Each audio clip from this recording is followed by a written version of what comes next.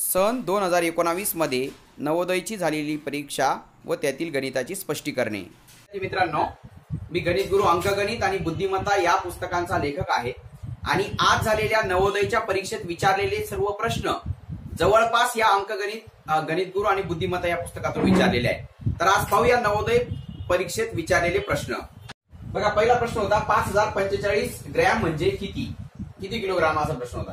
एकदम सोपं आहे। 1000चं 1 किलोग्रॅम होतो, 5000चं 5 किलोग्रॅम होईल, 5 किलोग्रॅम आणि हे 45 ग्रॅम होईल।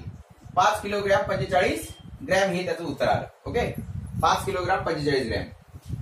आता ही संख्या दिली आहे, यातील 5च्या स्थानिक किमतीची बेरीज। स्थानिक किमतींची बेरीज जर काढायची असेल ना, सगळ्यात सोपं आहे। या 5ची स्थानिक किंमत, या 5ची स्थानिक किंमत, हे 5 सोडायचे आणि बाकीचे सगळे अंक पुसून टाकायचे। इथं हा अंक पुसायचे, इथे 0 ठेवायचे, हा अंक पुसायचा 0 ठेवायचा, हा अंक पुसायचा 0 ठेवायचा। म्हणजे याची स्थानिक किंमत काय झाली? 5च्या स्थानिक किमतीची बेरीज किती झाली? 500050। सोपं आहे का नाही? म्हणजे एखाद्या संख्येमध्ये जर असे दोन अंक दिले असतील तर फक्त ते दोन अंक ठेवायचे, उरलेले अंक एक ते अंक पुसायचे, त्याच्या ठिकाणी 0 ठेवायचा। अशा पद्धतीने त्याची बेरीज येईल। किंवा याची स्थानिक किंमत 5 लाख येईल आणि याची 50 येईल, मग 5,50,000 स्थानिक किंमतची बेरीज होईल। तिसरा प्रश्न, 12 बाय 10 मीटर जागेत 10 बाय 8 सेंटीमीटरच्या किती फरशा बसतील? आता हे मीटर मध्ये असतं आणि फरशी सेंटीमीटर मध्ये असते, लक्षात ठेवा। असे भरपूर प्रश्न आपल्या पुस्तकांमध्ये आहेत। आता 12 मीटर म्हणजे काय? 1200 सेंटीमीटर। 1 मीटर म्हणजे 100, मग 12 मीटर म्हणजे 1200। 10 मीटर म्हणजे 1000 म्हणजे 1000 सेंटीमीटर। या मीटरचं पहिल्यांदा सेंटीमीटर करून घ्या आणि याला भागून टाका। 10 बाय 8 ने याला काय करा? भागून टाका। म्हणजे याचं मोठा हॉल आहे आणि या मोठ्या हॉलला या छोट्या फरशा बसवायच्या आहेत, तर मोठ्या क्षेत्रफळाला या लहान क्षेत्रफळाने भागायचं।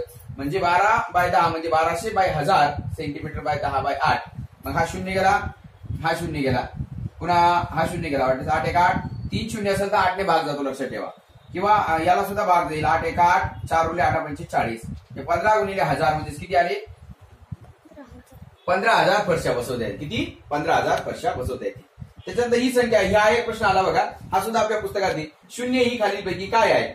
आता 0 जे आहे ना, असं वाटायचं की बरेच गणितज्ञांचं याच्यावर हे होतं की ती समसंख्या आहे, कारण तिचे 2-2चे गट पडत नाही। 2-2चे गट म्हणजे 2 ने भाग गेला तर 0 उरतो आणि असं बऱ्याच गणितज्ञांचं म्हणणं होतं। परंतु नंतर असं ठरलं की 0 याला सम बी मानायची नाही आणि विषम देखील मानायची नाही। म्हणजे 0 ही सम किंवा विषम नाही असा त्याचा अर्थ होतो। म्हणून त्याचं उत्तर 0 ही खालीलपैकी। आणि मूळ तर नाहीच आहे, मूळ तर 2 3 5 7 त्या सुरू होतात।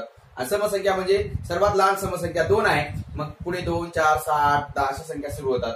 म्हणजे सर्वात लहान विषम संख्या 1 आहे, 1 3 5 7 अशा सुरू होतात। म्हणजे 0 ही समही नाही आणि विषमही नाही। पाहू पुढचे प्रश्न। हा प्रश्न जो आहे, हा प्रश्न जरी दिसायला मोठा वाटत असेल तर एकदम सोपा आहे। पहिल्यांदा हे याचा गुणाकार काय असतो ते सोडून घ्यायचं। म्हणजे 15.1/2 असा असेल तर या दोघांचा गुणाकार करायचा, वरची संख्या त्याच्यामध्ये मिळवायची आणि छेद जसा तसा घ्यायचा। म्हणजे 15 दुनी 30, दोघांचा गुणाकार 15 दुनी 30 आणि 1 किती? 31। 31/2 करायचं, याचं लक्षात ठेवा। याचं काय झालं? 31/2। असं जिथं असेल ना ते करून घ्या। 12 बघा, याचं इथं आहे बघा 1.3/4। 1.3/4 म्हणजे किती? इथं भागिलेचं चिन्ह आहे। 1.3/4 म्हणजे 4 1 4 आणि 3 7/4। काय उत्तर येतं याचं?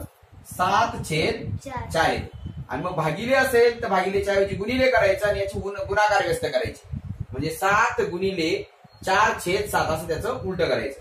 आणि याचं काय? 5 1 5, 5 1 5, पुन्हा 4 2 8, 4 3 12। म्हणजे याचं उत्तर आलं 3/2 अधिक या कंसामध्ये 7 भागिलेच्या ऐवजी गुणिले 4/7 असं आलं आणि मग गुणिले 2 येईल। गुणिले काय येईल? 2। पुन्हा 7 7 कट झालं, म्हणजे पुन्हा याचं काय आलं? 31/2 आलं, वजा 3/2 अधिक याचं करायचं 4 गुणिले करायचं 2। मग बघा, हे असं पुन्हा अधिक आला आणि याचा गुणाकार करायचा, वरची संख्या अधिक चिन्ह असल्यामुळे मिळवायची। म्हणजे काय? बेचो काय होईल? 2 गुणिले 4 बेचो किती होईल? 8 होईल। म्हणजे हा 8 याच्यामध्ये मिळवायचा आणि खाली छेद जसा तसा 2 जसा तसा ठेवायचा। मग पुन्हा 8 आणि 3 किती झाली? इथं 11 झाले। 11/2। मग 11/2 फक्त 11/2 झाले, त्याच्यामुळे हा कंस काढून टाकायचा आणि 2 2 कट करायचा, बे 1 बे 1 बे। आणि पुन्हा याची आता हे 2 बे 1 बे हे कट झाले, म्हणजे इथं फक्त काय राहिला? 11 राहिला। 11 राहिला तर काय? याचा गुणाकार करायचा, म्हणजे 31 जसं तसा घ्यायचा, वजा चिन्ह घ्यायचं, 11 दुनी 22 करायचं आणि छेद 2 करायचं। 31 मधून 22 गेले म्हणजे 9 राहिले, म्हणजे 9/2 याचं उत्तर येईल, म्हणजे 4.5 उत्तर येईल याचं. 9/2 लक्षात ठेवा, एकदम सोपं आहे. फक्त भागिलेच्या ऐवजी गुणिले करताना पुढच्या जो अपूर्णांक असतात त्याची गुणाकार व्यस्त करायची. आता हा प्रश्न आहे, what sum will amount to. आता ही मुद्दाम इंग्लिश मध्ये लिहिण्याचं कारण असं आहे बघा, 4 वर्षाचे 8% दराने कोणत्या रकमेचे 6,600 रुपये व्याज आहे. आता हा जो प्रश्न आहे ना, त्यांनी मराठीमध्ये काय केलं, त्यांनी 6,600 रुपयाचे 8% दराने 4 वर्षाचं किती व्याज येईल असं त्यांनी प्रश्न विचारले. म्हणजे त्याचं भाषांतर चुकलेलं आहे. मागच्या वर्षी देखील नवोदयच्या परीक्षेत एक भाषांतर त्यांनी चुकवलं होतं आणि त्यामुळे विद्यार्थी कन्फ्युज झाले होते. तर हा सुद्धा प्रश्न कट म्हणजे माझ्या अंदाजाने हा प्रश्न बाद होऊ शकतो असं मला वाटतं. पण हे पण सरळ सरळ उदाहरण आहे. कोणत्या रकमेचे 8%, 8% म्हणजे काय, आता याचे 8% किती होतात, 6,000चे 8% 480 होतात. 5,000चे 8% किती होतात, 5,000चे 8% म्हणजे 100ला 8 मग 5,000ला किती 400 रुपये होतात, आहे की नाही. 4 वर्षाचं व्याज किती होईल मग याचं, 1,600 रुपये व्याज होईल. किती, एका वर्षाचं 400 1,600 म्हणजे किती होईल, 6,600 रुपये, 6,600 रुपये रक्कम होईल. म्हणजे 5,000 रुपये मुद्दल आणि 8% दराने याचे 8% किती 400 प्रमाणे 4 वर्षाचं 1,600 रुपये झालं, तर 6,600 रुपये. म्हणजे कोणत्या रकमेचे 4 वर्षाचे 8% दराने एकूण रक्कम 6,600 होते, ती रक्कम कोणती मग 5,000 रुपये रक्कम येईल. त्याच्यानंतर ही एक उदाहरण आहे, 80 किलोमीटर या गतीने धावणाऱ्या आगगाडीने एका मालगाडीनंतर 6 तासांनी एक रेल्वे स्टेशन सोडले. म्हणजे समजा ही आगगाडी जी आहे ही 6 तास इथपर्यंत चाललेली आहे आणि ही दुसरी आता आगगाडी निघाली, ही किती तास चालली, 4 तासांनी तिला मागं पाडलं. म्हणजे ही 4 तास चालली ना, तर 4 तास चालली तर किती 80 किलोमीटर प्रमाणे 80 गुणिले 4 800 किती 32 म्हणजे 320 किलोमीटर गेली. आणि ही सुद्धा आता 320 किलोमीटर गेली. म्हणजे हिला ओलांडलं ना, म्हणजे एवढं अंतर किती झालं 320 किलोमीटर. म्हणजे हे 320 किलोमीटर जायला या मालगाडीला ही पहिली बी 6 किलोमीटर 6 तास अगोदर चाललेली आहे आणि ही 4 तास चालली तर ही सुद्धा 4 तास पुढे चाललेली असेल. 6 आणि 4 10 तास, 320 किलोमीटर अंतर जायला या गाडीला 10 तास लागले. मग 320 भागिले 10 बरोबर किती 32 किलोमीटर प्रति तास लागेल. बघा पुन्हा एकदा समजावून देतो. ही एक मालगाडी आहे, ती 6 तास अगोदर पुढे गेली, नंतर 6 तासानंतर ही दुसरी गाडी निघाली आणि 4 तासात या मालगाडीला तिने ओलांडलं. पण या गाडीचा वेग 80 किलोमीटर आहे. म्हणजे ही 4 तास चालली, म्हणजे ही 320 किलोमीटर चालली. ही गाडी कोणती 320 किलोमीटर. पण मालगाडी अगोदर निघाली 6 किलोमीटर 6 तास अगोदर बी निघालेली आहे आणि नंतर बी ही 4 तास चालली, म्हणजे ही सुद्धा 4 तास चालली असेल. म्हणजे 6 आणि 4 10 तास ही मालगाडी चालली, तेव्हा ही फक्त 4 तास चालली. ही 4 तासात गेली 80 किलोमीटर वेगाप्रमाणे 80 म्हणजे 320 किलोमीटर. म्हणजे ही सुद्धा 10 तासात 320 किलोमीटर गेली. म्हणजे एका तासात 32 किलोमीटर गेली, म्हणून हिचा स्पीड असेल 32 किलोमीटर प्रति तास. पाहू पुढचे प्रश्न. एका खोक्यात 500 अंडी आहे, त्यापैकी 3/25 अंडी फुटली, उरलेल्यापैकी 4/5 अंडी विकली, तर उरलेली अंडी किती. बघा एकूण किती अंडी आहे 500. आता 500 पैकी 3/25 फुटली, म्हणजे 25 25 50 25 0 बघा 500 चे 3/25 25 25 50 25 0 म्हणजे 20 त्रिक 60 अंडी फुटली. किती 60 अंडी फुटली. 500 पैकी 60 फुटली, म्हणून 500 वजा 60 म्हणजे किती 440 शिल्लक राहिली. किती अंडी राहिली 440 शिल्लक राहिली. आता 440 पैकी किती 4/5 अंडी विकली. 400 म्हणजे उरलेले अंडे 440 पैकी 4/5 अंडी विकली, म्हणजे 5 पैकी 4 भाग विकली, म्हणजे 5 पैकी 1 भाग काय राहिला आहे शिल्लक आहे आणि 1 भाग उरलेला भाग विचारलाय, म्हणून 1/5 काढायचं. 440 चे 1/5 किती, म्हणजे 5 1 5 पुन्हा 5 5 8 40 4 उरले 5 48 म्हणजे किती 88 अंडी शिल्लक आहे. किती अंडी शिल्लक आहेत 88 अंडी शिल्लक आहे. एक व्यक्ती 30 किलोमीटर वेगाने गेली तर निर्धारित ठिकाणी 10 मिनिटं उशिरा पोहोचते. 42 किलोमीटर वेगाने गेली तर 10 मिनिटं लवकर पोहोचते. तर ते अंतर किती, ते निर्धारित ठिकाणचं अंतर किती. आता मला सांगा जास्त वेळ वजा कमी वेळ बरोबर किती 20 मिनिटं. म्हणजे कसं 30 किलोमीटर वेगाने जर गेला तर त्याला जास्त वेळ लागतोय आणि 42 किलोमीटर वेगाने गेला तर त्याला कमी वेळ लागतोय. म्हणजे बघा इथं अंतर समजा आता 10 वाजता पोहोचत असेल, जर 30 किलोमीटर वेगाने गेला तर 10 मिनिटं उशिरा पोहोचतो, म्हणजे काय 9:50 ला पोहोचतो. कितीला पोहोचतो 9:50 ला. आणि 42 किलोमीटर वेगाने गेला तर तो 10 मिनिटं लवकर पोहोचतो, म्हणजे किती 10 वाजून 10 मिनिटांनी पोहोचत असेल.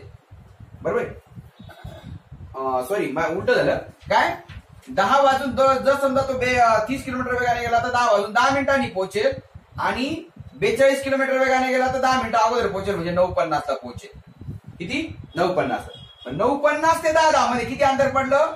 20 मिनिटाचं अंतर पडलं. किती मिनिटाचं अंतर पडलं? 20 मिनिटाचं. अशी भरपूर उदाहरणं आपल्या पुस्तकामध्ये दिलेली आहे. मग जास्त वेळातून कमी वेळ वजा केला तर 20 मिनिटं भेटतात. मग 20 मिनिटं म्हणजे किती? 20/60 तास. आता जास्त वेळ कोणाला लागेल? एक अंतर भागिले वेग बरोबर वेळ आपल्याकडे सूत्र आहे. म्हणजे एक्स अंतर जर 30 किलोमीटर वेगाने गेलं तर जास्त वेळ लागेल, वजा एक्स अंतर 42 किलोमीटर वेगाने गेलं तर कमी वेळ लागेल. किती कमी वेळ लागेल? 20 मिनिटं कमी लागतील. मग आता एवढं सोडवायचं. 20 × 20 20 त्रिक 60. पुन्हा हे सोडून घ्यायचं. 42 गुणिले x 42x वजा 30x. 42x वजा 30x किती आली? 12x आले. खाली 30 गुणिले 42 आले. बरोबर किती आलं? 1/3 आलं. इथं तिरकस गुणाकार करायचा. 12x गुणिले 3 एका बाजूला आणि इकडं 30 गुणिले 42 गुणिले 1 एका बाजूला. 30 गुणिले 42 आणि 12 गुणिले 3 तिकडे भागिले करा. म्हणजेच काय? x बरोबर 30 गुणिले 42 भागिले किती? 12 गुणिले 3. गुणाकार करत बसू नका. गुणाकार करेपर्यंत उत्तर निघतं. काय? पुन्हा बघा. 3 × 3 3 10 30. पुन्हा 4 भाग द्या. 4 त्रिक 12. सॉरी 3 भाग द्या. 3 चौक 12. 3 1 3. 1 उरला. 3 चौक 12. पुन्हा 2 भाग द्या. 2 2 4. 2 7 14. 2 5 10. 2 1 म्हणजे 5 7 किती? 35 किलोमीटर अंतर असेल. किती किलोमीटर अंतर असेल? 35 किलोमीटर अंतर असेल. आपण सहज असं जरी करून पाहिलं 35 किलोमीटर अंतर आहे समजा. 35 किलोमीटर तो समजा 30 किलोमीटर वेगाने गेला तर त्याला किती वेळ लागेल? 35/30. 35/30 वेळ लागेल. ओके. आणि जर समजा 35 किलोमीटर अंतर आहे आणि तो समजा 42 वेगाने गेला. 35 भागिले 42. याचं उत्तर किती यायला पाहिजे? 1/3 तास यायला पाहिजे. म्हणजे 20 मिनिटं यायला पाहिजे. म्हटल्यास हे जर करून याचा जर गुणाकार केला आणि हे जर सोडवलं तर तुमचं उत्तर किती येईल? 35 मिनिटं येईल. पुन्हा एकदा सांगतो. एक अंतर 30 किलोमीटर वेगाने गेलं तर जास्त वेळ लागेल. एक अंतर 42 किलोमीटर वेगाने कमी वेळ लागेल. जास्त वेळातून कमी वेळ वजा केला तर हे किती? 20 मिनिटाचा फरक पडतो. म्हणजे 20/60 म्हणजे 1/3 तासाचा फरक पडतो. मग 42 ने x ला गुणलं 42 ने x ला गुणलं 42x आलं. 30 आणि x ला गुणलं 30x आलं. 42x मधून 30x गेले 12x आले आणि 30 गुणिले 42 आलं. बरोबर 1/3 आलं. मग 12x ने 3 ला गुणलं आणि 30 गुणिले 42 ने 1 ला गुणलं. 12 गुणिले 3 इकडे भागिले गेलं तर याचं उत्तर, याचं कॅल्क्युलेशन करून उत्तर किती आलं? 35. असा प्रश्न विचारलाय नवोदयाला. एकदम सोपा प्रश्न आहे. आणि मी तुम्हाला सांगितलेले जर चिन्ह नसेल तर अधिक चिन्ह घ्यायचं आणि जे अधिक आहे ते आपल्याकडे असं समजायचं आणि जे ऋण आहे ते कर्ज समजायचं. म्हणजे 2 रुपये 75 पैसे आपल्याकडे, 4 रुपये 75 पैसे आपल्याकडे, 1 रुपये 25 पैसे कर्ज आहे आणि हे 3 रुपये 80 पैसे कर्ज आहे. म्हणजे आपल्याकडे आहे ते एकत्र करून घेऊ. कर्ज एकत्र करून घेऊ. आपल्याकडे आले असलेल्या पैशातून कर्ज देऊन टाकू. आपल्याकडे किती आहे बघा? 2.75 अधिक 4.75 म्हणजेच 5 आणि 5 10 चला 1, 7 आणि 7 14 आणि 1 15 चला 1, 4 आणि 2 6 आणि 1 7 म्हणजे आपल्याकडे 7.5 रुपये. किती रुपये आपल्याकडे? 7.5. आणि कर्ज हे एकाचं कर्ज आहे, हे दुसऱ्याचं कर्ज आहे. मायनस म्हणजे कर्ज, ऋण म्हणजे कर्ज. 1.25 कर्ज आहे आणि हे 3.80 सुद्धा काय कर्ज आहे. म्हणजे दोघं कर्ज एकत्र करू. हे 5, 8 आणि 2 10 हा चला 1 आणि 3 आणि 1 4 आणि 1 5 म्हणजे आपल्यावर कर्ज आहे 5 रुपये 5 पैसे आणि आपल्याकडे 7.5 रुपये. मग या 7.5 रुपयामधून हे 5 रुपये 5 पैसे देऊन टाका. मग 5 रुपये 5 पैसे दिले तर मग इथं 4 केला, इथं 10 केला, 10 5 गेला 5, 4 4 इथं दशांश चिन्ह, 7 5 गेला 2 म्हणजे 2 रुपये 45 पैसे. आता 2 रुपये 45 पैसे जे आहेत तर बघा इथं 2 रुपये इथं नाही म्हणजे दोन्ही ऑप्शन तर 100% कट होते. आता या ऑप्शन मध्ये काय होईल? या ऑप्शन मध्ये काय येईल? 2 रुपये आणि 90 पैसे होता बघा. 1 0 म्हणजे इथं पॉईंट येईल म्हणजे 2.90 येतं. म्हणजे 2.90 म्हणजे हे 2.90 नाही आपले 2.45 आहे. म्हणजे हे 100% उत्तर असेल. किंवा वाटल्यास याचं उत्तर असं काढा. 20 दुणे 40 आणि 9 किती? 49. 20 दुणे 40 आणि 9 किती? 49/20. आता खालच्याच आपण काय करा? 5 ने गुणा, वरती 5 ने गुणा. मग पुन्हा 5 नव्हे 45 आलं. चला 4 5 20 4 24 आलं आणि छेद 100 आलं. मग खाली 2 शून्य आहेत म्हणून 1 2 म्हणजे इथं दशांश चिन्ह म्हणजे 2 पॉईंट काय येईल? 45. किती उत्तर आलं? 2.45 असं त्याचं उत्तर आलं. म्हणजे 2.9/20 हे त्याचं उत्तर येईल. बघा 10 सेंटीमीटर बाजू असलेले 2 घन परस्परांना जोडले तर बनलेल्या घनफळ. आता 2 घन एकमेकांना जोडले, 2 कोणत्याही वस्तू एकमेकांना जोडल्या किंवा एकत्र केल्या तर त्यांचं घनफळांची बेरीज होती. लक्षात ठेवा. म्हणजे 10चा घन, याचा घनाचं घनफळ काय असतं? घनाचं घनफळ म्हणजे बाजूचा घन म्हणजे 10चा घन. आणि 10चा घन किती आहे? 1000 आहे. बघा, घनाचं घनफळ बरोबर बाजूचा घन म्हणजे 10चा घन म्हणजे 10 गुणिले 10 गुणिले 10 म्हणजे 1000 आलं. एका घनाचं 1000 आणि दुसऱ्या घनाचं सुद्धा किती आलं? 1000 येईल. मग 1000 आणि 1000 किती आले? 2000 येईल. म्हणजेच बनले एकत्र जी घनाकृती बनेल तर तिचं घनफळ 2000 होईल. कसं आलं? पृष्ठफळ मात्र थोडंफार चेंज होतं, पण घनफळामध्ये दोघांच्या घनफळांची एकत्रित बेरीज करावी लागते. तुम्ही कोणत्याही दोन वस्तू घ्या. आता पुढचं उदाहरण आहे, 1 रुपयाला 2 लिंबे. 1 रुपयाला 2 लिंबे म्हणजे केवढ्याला? 50 पैशाला 1. 50 पैशाला काय? 1 लिंबू. ओके, विकत घेतले. आणि 3 रुपयाला 5. 3 रुपयाला 5 म्हणजे काय? 300 पैशाला 5. मग 300 भागिले 5 केला तर किती येतात? 60 पैशाला 1 विकला जातो. बघा, 5 × 30. कळलं का तुम्हाला? 300 पैशाला 5 म्हणजे 60 पैशाला 1. म्हणजे 50 पैशाला घ्यायचा आणि 60 पैशाला विकायचा म्हणजे 10 पैसा नफा. 50 पैशावर 10 पैसे नफा. 50 पैशावर किती? बघा, 50 पैशाला घ्यायचा आणि केवढ्याला विकायचा? 60 पैशाला विकायचा म्हणजे 50 पैशावर 10 पैसे नफा. आणि शेकडा नफा किती? म्हणजे 100वर किती? 50 पैशावर 10 पैसे नफा मग 100वर किती? 20 पैसे नफा. 20 पैसे नफा म्हणजेच किती? 20% काय आला याच्यामध्ये? नफा आला. कळलं का तुम्हाला? 1 रुपयाला 2 लिंबे घेतले म्हणजे 50 पैशाला 1 लिंबू पडला. आणि 3 रुपयाला 5 विकले म्हणजे 300 पैशाला 5 विकले म्हणजे 60 पैशाला 1 पडला, विकला गेला तो. 50 पैशाला घेतला 60 पैशाला विकला म्हणजे 50 मागे 10 पैसे नफा, 100 मागे 20 पैसे नफा म्हणजे 20% नफा. आता पुढचा प्रश्न, एक वस्तू 500 रुपयाला विकली आणि तोटा झाला. जर ती वस्तू 700 रुपयाला विकली असती तर तोट्याच्या तिप्पट नफा दुकानदाराला झाला असता. तर त्या वस्तूची खरेदी किंमत किती? अशी उदाहरणं भरपूर आपल्या पुस्तकामध्ये आहेत. शेकडा नफा शेकडा तोटामध्ये. समजा ही वस्तूची खरेदी किंमत आहे. खरेदी किंमत इकडे तोटा किती होतो? इथं समजा एक्स तोटा झाला. केवढ्याला? 500 रुपयाला विकली तर एक्स तोटा झाला समजा. आणि जर समजा ती 700ला विकली असती, केवढ्या? 700ला विकली असती तर तोट्याच्या तिप्पट नफा म्हणजे तोट्याच्या तिप्पट म्हणजे इथं काय? 3x नफा मिळाला असता. म्हणजे 700 ते 500 मध्ये 3x आणि हा 1 म्हणजे 4x फरक पडला. या 500 ते या 700 मध्ये किती? 500 ते 700 म्हणजे 200 रुपयाचा फरक. 200 रुपयाचा फरक म्हणजे किती? 3x आणि 1x म्हणजे 4x फरक. 4 इकडे भागिले केला तर x किती? 50 येईल. x किती? 50. बघा, 200 भागिले 4 म्हणजे 50 आलं. म्हणजे 500 रुपयाला विकला तर 50 रुपये तोटा होतो. म्हणजे ते 50 रुपये मिळून टाकायचे म्हणजे ती वस्तूची किंमत किती असेल? 550 रुपये. बघा, वस्तूची खरेदी किंमत किती? 550. आणि तिप्पट नफा होतो म्हणजे काय? 700ला विकली तर 150. 50च्या तिप्पट नफा झाला म्हणजे वस्तूची खरेदी किंमत किती? 550 रुपये. पाहू पुढचा प्रश्न.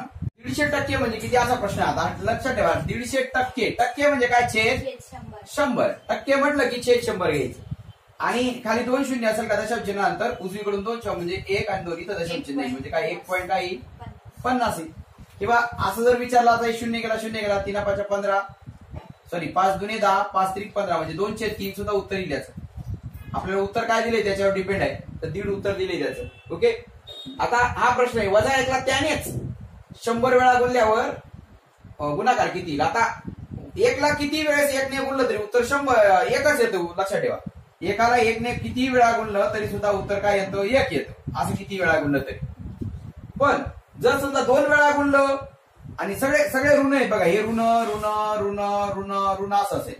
2 वेळा गुणलं तर ऋण गुणिले ऋण काय होतं? धन होतं.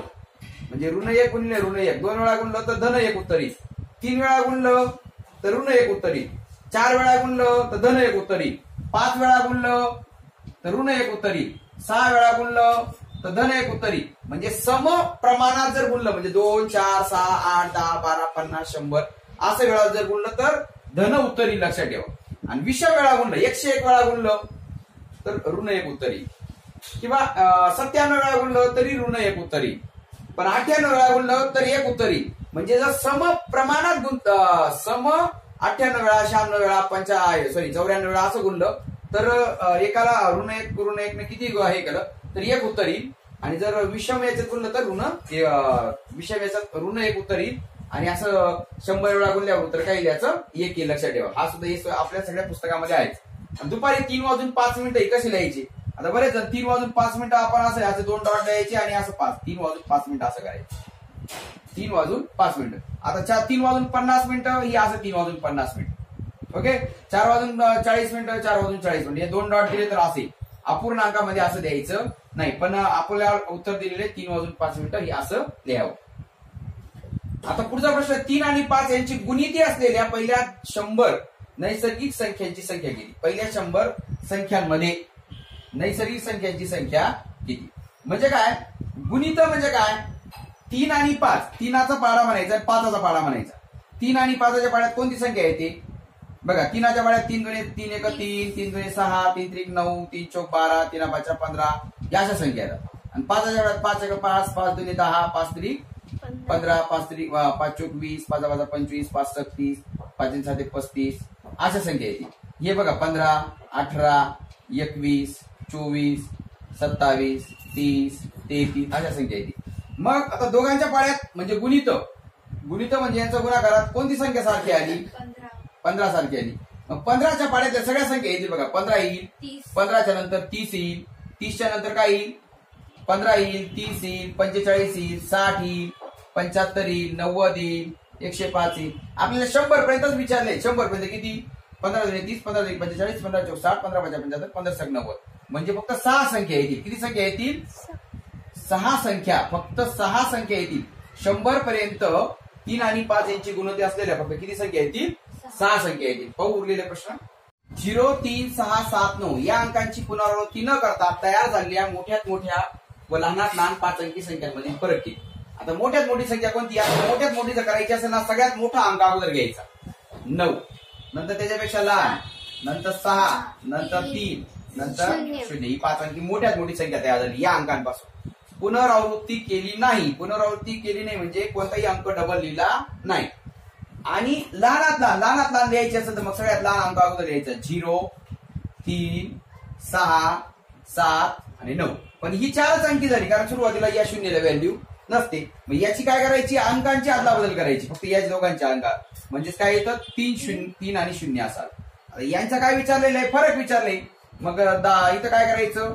10 9 गेला किती? 1. नाही तर असं करायचं, इथं 2 करायचं, इथं 10 करायचा. 10 9 गेला 1. पुन्हा 2 7 जात नाही, मग इथं 5 करायचं, इथं 12 करायचं. 12 7 गेला किती राहिला? 5. पुन्हा 6, 5 6 जात नाही, मग पुन्हा इथं 6 करायचं, इथं 15 करायचा. 15 मधून 6 गेले 9 राहिले. पुन्हा 606 9 3 गेला किती? 6. म्हणजे 66,951 हे त्याचं काय आलं? उत्तर आलं. म्हणजे एकदम म्हणजे आपण असं भाग वगैरे देऊन अतिशय हळूहळू हे उदाहरण सोडून घ्या. कारण कसं तुमचं थोडं जरी कॅल्क्युलेशन चुकलं तरी तुमचा हक्काचा जो मार्क आहे तो तुमचा जाऊ शकतो. तर अशा पद्धतीने आज झालेल्या नवोदयच्या परीक्षेत आलेली सर्व उदाहरणं मी तुम्हाला माझ्या पद्धतीने तुम्हाला समजावून देण्याचा प्रयत्न केला आहे. निश्चितच तुम्हाला हा व्हिडिओ आवडला असेल तर व्हिडिओला लाईक करा, चांगली कमेंट करा, तुमच्या मित्रांमध्ये शेअर करा आणि जर चॅनलला सबस्क्राईब केला नसेल तर लगेच चॅनलला सबस्क्राईब करा. असे भरपूर प्रश्न आपल्या सरावासाठी या पुस्तकामध्ये दिलेले आहेत आणि सगळे प्रश्न आपल्या पुस्तकामधूनच खास करून पडलेले आहेत. तर तुम्हाला असेच प्रश्न तुम्हाला स्पर्धा परीक्षेमध्ये हे विचारले जातात. म्हणून या प्रश्नांची नवोदयचा पेपर मी आज तुम्हाला सोडून दिलेला आहे. तुम्हाला येणाऱ्या परीक्षेसाठी खूप साऱ्या शुभेच्छा. All the best.